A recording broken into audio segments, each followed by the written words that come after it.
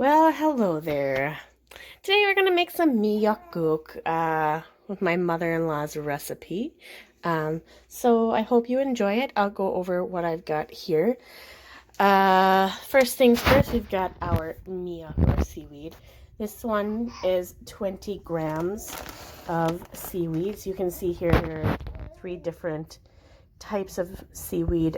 I also usually buy the really long one and then just cut it up with the scissors, but I couldn't find one in my closet or in my cupboard today, so I used one of these that I had laying around. So you'll see this one today, but you can see they're all 20 grams for 4 people, or in this one 8 people.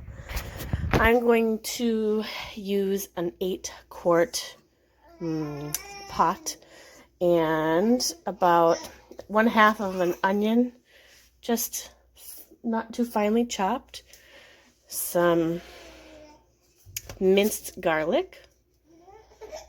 You can mince that yourself or put in finely chopped garlic.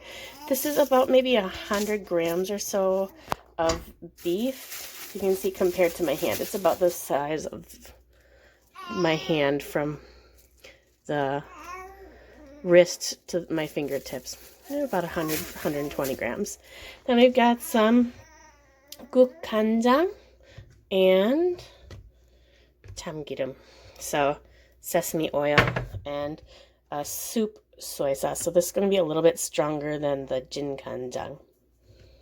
So first things first, we'll put this meat into the pan, but before we do that, we want to turn on the gas. Sorry. We want to put in about 2 tablespoons of the sesame oil. Please pardon the baby making noise in the background. He's a little bit hungry. Next up, you're going to go ahead and turn on the heat. Not too high of a heat because the sesame oil has a lower burning point, I think it's called. And I'm going to go ahead and throw this in here. I only have one hand, so I'll stop this for a minute here. So I've got the beef going on medium heat, and the beef that I used, I believe, is a chuck roast. I just bought it in bulk from Emart Traders and cut it up, but you can buy this kind of cut up soup meat from any Home Plus, Emart, Local Mart, or your local butcher, or even I'm sure they have it at Costco all cut up like this. But I just found it's cheaper to buy it in bulk and then cut it myself, so I can cut off a large majority of the fat, which I don't want on there. So I'm browning it on at medium heat, and at that same time I'm going to add about 1 tablespoon of that minced garlic. And next up, I'm going to throw in all of my onion, the 1/2 of an onion.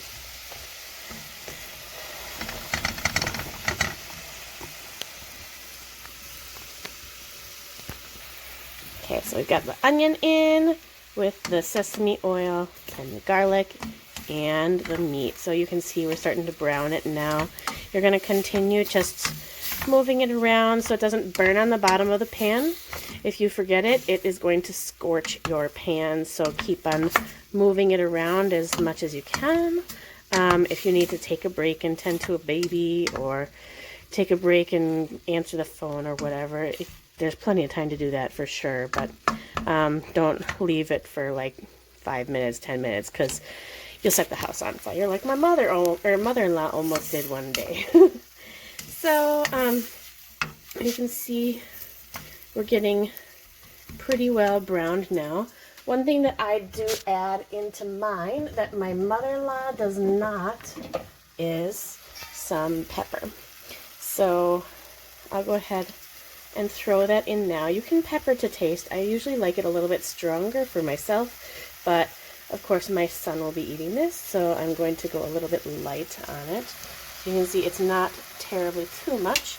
I'm going to just give it enough flavor for it to change the taste a bit. So You can see we're getting a little bit of a browned, or almost totally browned. I'm going to keep on stirring it. Sorry, the camera's not focusing well. I'm going to keep on going until my onions are starting to get kind of the clear look to them. So I need to brown them a little bit more. And you can see the juices are coming out of the meat. That's great, because that's going to be the base for your stock that you're going to be making. And you can see here, I'm getting that browning around the edge.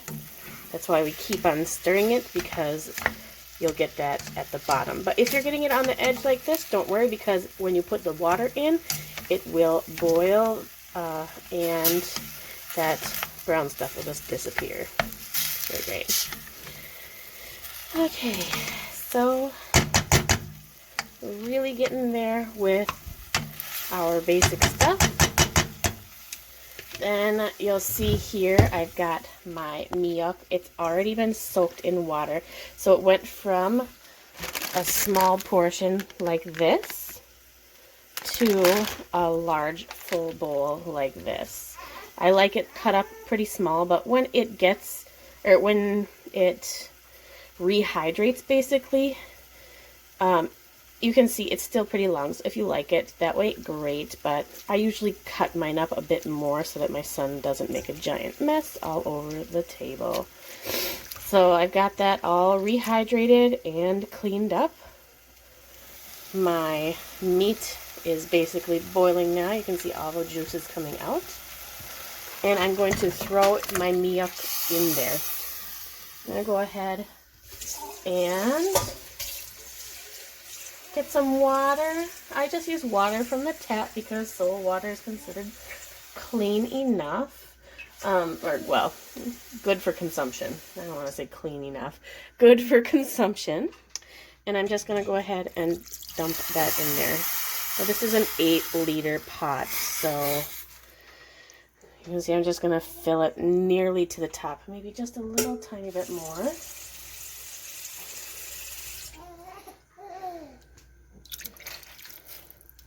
And then the last thing I'm going to add will be some of this jin kanjang.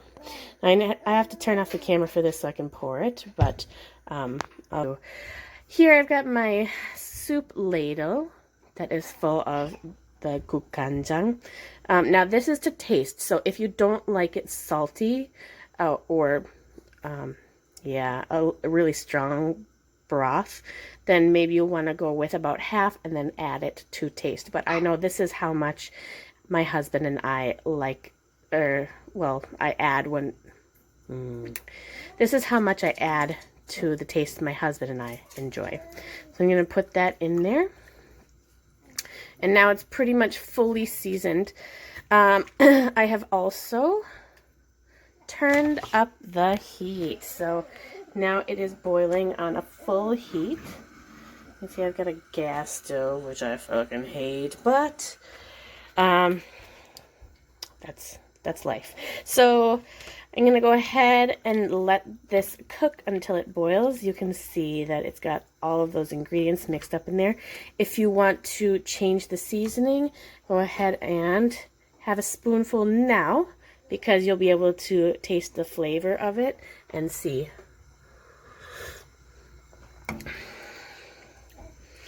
I like the broth, but I feel like it needs a bit more pepper, so I'm going to throw some of that in there.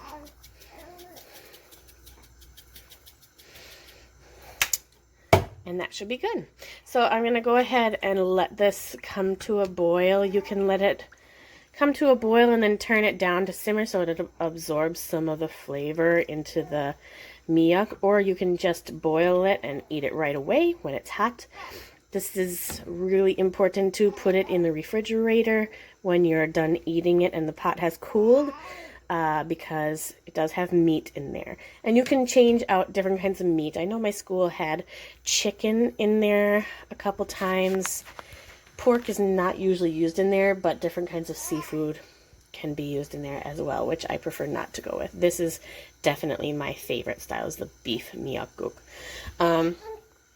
So it was that easy. It only took about 10 minutes to prepare. And now I'm just going to wait for it to boil, and then it'll be ready for when we get home from swim class tonight. So, hope you enjoy my video.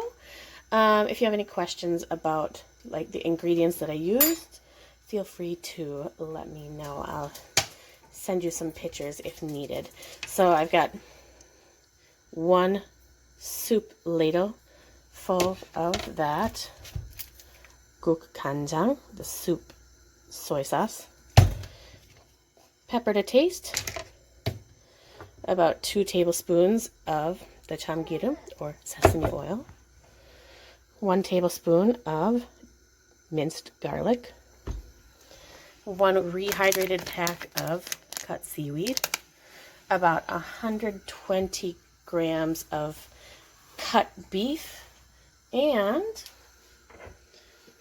half an onion. So, yeah. Hope you enjoy. Go ahead and give this a try yourself and let me know how it goes. Talk to you later. Bye-bye.